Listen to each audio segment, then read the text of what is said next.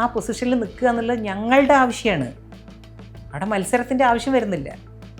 അപ്പോൾ തെറ്റാണ് അങ്ങനെ ഒരു ഇത് വന്നാൽ തന്നെ. സീരിയലിൽ കുറ്റം പറയില്ല, ഞാൻ ഒരുപാട് നല്ല നല്ല റോളുകൾ ചെയ്തു. പക്ഷേ പാവപ്പെട്ട പെൺകുട്ടികളൊക്കെ ആണെങ്കിൽ ചിലപ്പോൾ അവർക്ക് പ്രതികരിക്കാൻ പറ്റാത്ത ആൾക്കാരുണ്ടാവാം.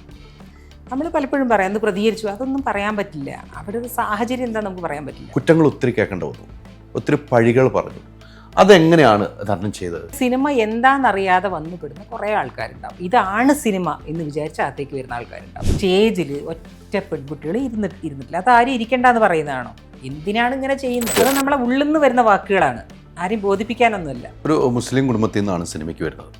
ഒത്തിരി പ്രതിസന്ധി ഉണ്ടാവും നാടകത്തിലും സിനിമയിലും. അത്തരമൊരു പഴി കേട്ടിട്ടുണ്ടോ പേരൻസ് അല്ലേ? എന്തുകൊണ്ടാണെന്ന് പറഞ്ഞാൽ പല സംഭവങ്ങൾ നടക്കുമ്പോഴും ലാലിൻ്റെ നേരെ വിരൽ ചൂണ്ടുന്നതുകൊണ്ടായിരിക്കും. അതാ ഒരു പൊസിഷനിൽ ഇരിക്കുന്നതുകൊണ്ടാണല്ലോ, അല്ലെങ്കിൽ പറയേണ്ട ആവശ്യം വരുന്നില്ല. അപ്പോൾ അതുകൊണ്ട് പുള്ളിക്ക് ഒരു സഹിക്കുന്നതിനൊരു പരിധി ഉണ്ടല്ലോ. ഞാൻ പറഞ്ഞു ഞാൻ ചെയ്യില്ല, ഞാൻ ലൊക്കേഷനിൽ പോയി. പോയപ്പോ തൊട്ട് ചോദിക്കണം എന്റെ റോൾ. അതെ, എന്നെ വിളിക്കുമ്പോൾ തന്നെ ചോദിക്കുന്നു എന്താ പറയൂ. ഒരാൾ ഓപ്പോസിറ്റ് നിന്നിട്ട് പിന്നെ ഞാൻ മത്സരിച്ച് ജയിച്ചിട്ട് ഞാൻ വരാം. അതിന്റെ ആവശ്യം എന്താ?